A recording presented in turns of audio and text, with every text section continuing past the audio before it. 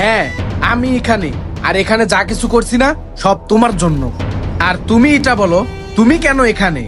আর হ্যাঁ, তুমি না আমাকে বললা তুমি তোমার খালার বাসায় চলে যাবা, তাহলে তুমি এখানে কি করো? আরে হ্যাঁ, আমি তো খালার বাসায় যাচ্ছিলাম। এই ছেলেটা আমার পিছু ছাড়তেছে না।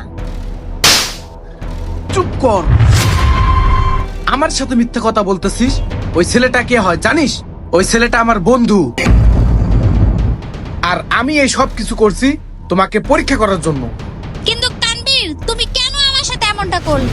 তোকে না আমার আগে থেকেই সন্দেহ হয়েছিল।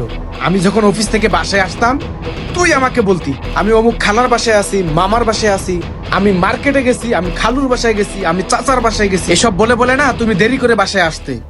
আসলে না আমার মনের ভিতরে একটু সন্দেহ ছিল যে তুমি কি আসলেই মামার বাসায় খালুর বাসায় যাও কিনা। তাই আমার বন্ধুকে দিয়ে এই প্ল্যানটা করলাম যে আসলে তুমি করোটা কি। আর এখন আমি বুঝতে পারছি যে তুমি আমার আর এতদিন এসব করে বেড়াইছো তুমি শুধু টাকার জন্য। তানভীর, আমাকে মাফ করে দাও। আমার অনেক বড় একটা ভুল হয়ে গেছে।